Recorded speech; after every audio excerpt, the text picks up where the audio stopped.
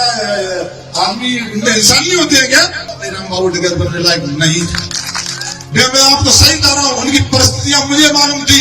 सावन साहियों ने उसको परेशान कर करके उसको डकैत बनाया था दोस्तों। ये शिवपुरी की पिछोर विधानसभा सीट से भाजपा विधायक प्रीतम लोधी हैं।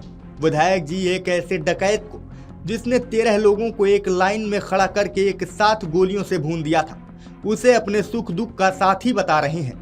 न सिर्फ उसे सुख दुख का साथी बता रहे हैं, बल्कि उसकी प्रतिमा पर फूल भी चढ़ा रहे हैं। इसके साथ ही उसके साथ की अपनी यादें भी ताज़ा कर रहे हैं। और ये सब विधायक जी कहाँ कर रहे हैं, पहले आप वो भी जान लीजिए।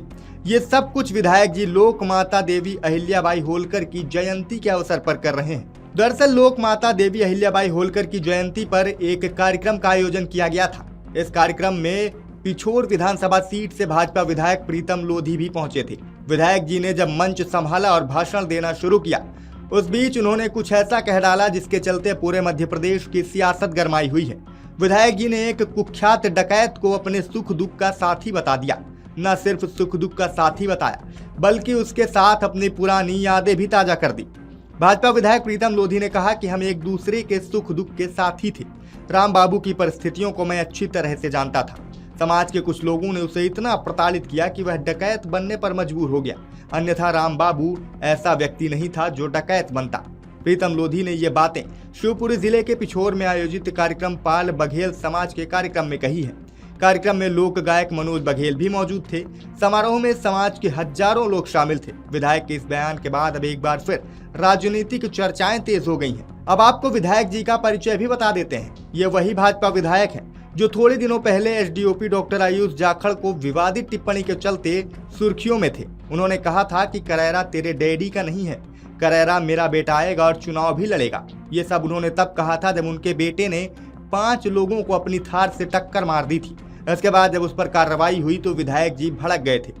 वो मामला अभी ठंडा भी नहीं हुआ था। अभी तक लोग उसे भूले भी नहीं थे कि विधायक जी ने एक और बयान दे दिया है। पहले आपको प्रीतम लोधी का ये पूरा बयान सुना देते हैं।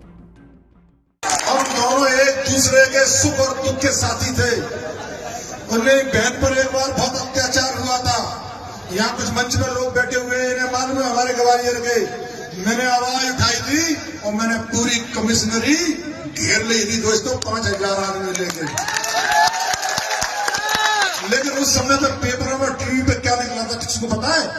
एक ही शब्द निकला था, एक गुंडा एक डाकू को सहयोग कर रहा है। तो मैंने कहा क्या डाकू और क्या आदमी गुंडे इंसान नहीं होते हैं क्या? मैं आपको सही बता रहा हूँ, उनकी परिस्थितियां मुझे मालूम थी। सावन साहियों ने उसको परेशान कर करके उसको डकैत बनाया था दोस्तों।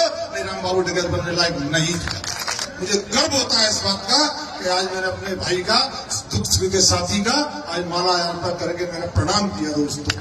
तो विधायक जी कह रहे हैं कि राम बाबू गलरिया कोई डकैत नहीं था, बल्कि परिस्थितियों का शिकार एक पीड़ित व्यक्ति था। उसकी परिस्थितियां मुझे अच्छी तरह से मालूम थी। समाज के कुछ लोगों ने उसे इतना परेशान किया कि वह डकैत बनने पर मजबूर हो गया, अन्यथा राम बाबू ऐसा व्यक्ति था ही नहीं जो डकैत बनता। विधायक ने उसके साथ अपनी मुलाकात के किस्से भी साझा किए। विधायक ने कहा कि मुझे राम बाबू के जीवन से जुड़ी कई घटनाएं आज भी याद हैं। मुझे उसकी जेल से लेकर जंगल तक की एक एक बात याद है। हमारी मुलाकात जेल में हुई थी और जंगल में भी हुई थी। मैं स्वयं को सौभाग्यशाली मानता हूं कि राम बाबू गलरिया की तस्वीर पर माल्यार्पण करने का अवसर दिया। विधायक जी ने यहां तक कह डाला कि जिस तरह मैंने राम बाबू के परिवार का साथ दिया था, उसी तरह मैं आज शपथ लेता हूं कि पाल बघेल समाज का भी साथ दूंगा, कभी पीछे नहीं हटूंगा। हमारी संस्कृति न अत्याचार करने की है और न अत्याचार सहने की। इसके अलावा विधायक जी ने अपनी फिर वही 250 किलो वाली बात भी दोहराई। उन्होंने कहा कि जब मैंने राम बाबू का साथ दिया था तब मेरा हाथ 2.5 किलो का था और अब आप लोगों ने उसे बढ़ाकर 250 किलो का कर दिया है। आपकी रक्षा और सुरक्षा के लिए प्रीतम लोधी का 250 किलो का हाथ हमेशा तैयार रहेगा।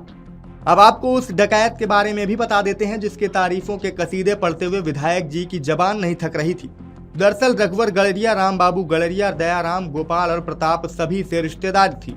राम बाबू तो परिवार का सदस्य था, लेकिन 1998 में रघुवर की पत्नी को लेकर एक विवाद हो जाता है, जिससे नाराज होकर रघुवर राम बाबू और दयाराम एक रिश्तेदार की हत्या कर फरार हो जाते हैं। घटना के बाद गांव में तनाव बढ़ जाता है और ग्वालियर के तत्कालीन एसपी प्रदीप पुरनवाल ने गांव का दौरा किया। इसके बाद गांव में पुलिस ने सुरक्षा देने के लिए 4 जवानों की तैनाती भी कर दी। लेकिन रघुवर और राम बाबू और दयाराम परिवार के एक और सदस्य की हत्या करने में सफल हो जाते हैं, जिसके बाद परिवार ने गांव छोड़ दिया। राम बाबू गलरिया ग्वालियर चंबल अंचल का एक बड़ा डकैत था जो 1990 के दशक के अंत से 2007 तक चंबल में सक्रिय रहा। इसके ऊपर अपहरण, फिरौती, हत्या, गैंगवार, पुलिस मुठभेड़, मध्य प्रदेश, राजस्थान और उत्तर प्रदेश के बीहड़ों में इसका आतंक था और ये सभी मामले उसके ऊपर दर्ज थे। वो अपने भाई दयाराम गलरिया के साथ गैंग चलाता था। उसकी गैंग पर भी हत्या, अपहरण और फिरौती के दर्जनों मामले दर्ज थे। साल 2004 के भौरपुरा नरसंहार से पूरे देश में ये शख्स चर्चा में आया था, जहां उसने 13 लोगों को एक साथ मौत के घाट उतार दिया था। पुलिस रिकॉर्ड में उस पर दर्जनों संगीन अपराध दर्ज थे। अप्रैल 2007 में काने रखो जंगल में मुठभेड़ के दौरान राम बाबू गलरिया ढेर हुआ था और अब भाजपा विधायक प्रीतम लोधी उसी कुख्यात डकैत की तारीफों के कसीदे पढ़ते थक नहीं रहे हैं। अब देखना ये होगा कि क्या इस बार भी आलाकमान विधायक जी से कोई सवाल जवाब करता है या फिर विधायक जी पर कोई एक्शन लिया जाता है या फिर पिछली बार की तरह कारण बताओ नोटिस देकर मामले को ठंडे बस्ते में डाल दिया जाता है। क्या कहेंगे पूरे मामले पर कमेंट करके हमें जरूर बताइएगा।